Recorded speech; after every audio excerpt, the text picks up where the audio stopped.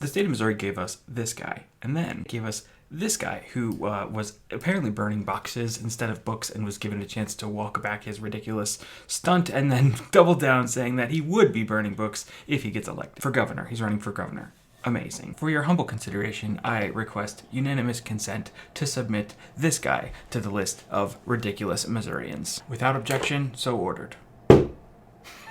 The keen-eyed among you might be like, internet guy, these are all House bills, and that is a Missouri senator. I know, but he just put forward this bill, and I didn't feel like printing it, and it's worth taking the time to dissect. Well, actually, all three of these bills, but we probably won't have time to talk about all of them. It looked kind of intimidating at first, but it's just 5 pages, and also, here's our buddy, Senator Hoskins. There's really 4 major themes. The first is don't make white kids feel uncomfortable by talking about race in Missouri classrooms. That should be the law. Number 2, books like the 1619 Project and concepts like critical race theory concepts, which he clearly doesn't know what he's talking about, is illegal. It's illegal to talk about that in Missouri, or he wants to make it so.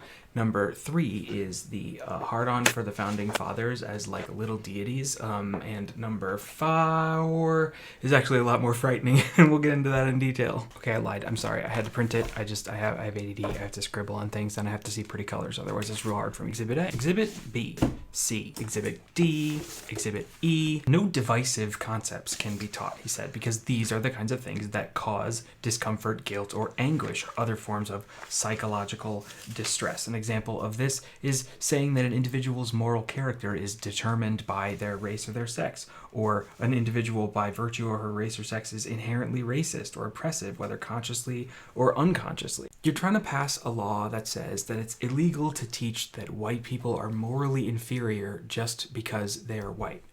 Denny, my guy, who is saying that? Have you even read this book, and did you go to enough school to know what a straw man argument is? I'm going to assume that you did and you just forgot and need a reminder that a straw man argument is when you characterize someone else's argument as a cartoonishly evil thing and then point to it and say, that thing's evil. You're mischaracterizing what critical race theory is about. I'll stop being mean and insulting your intelligence. The belief system that someone's moral character is determined by their race or sex is something called biological determinism. Your law says biological determinism is false. You know who else says biological determinism is false?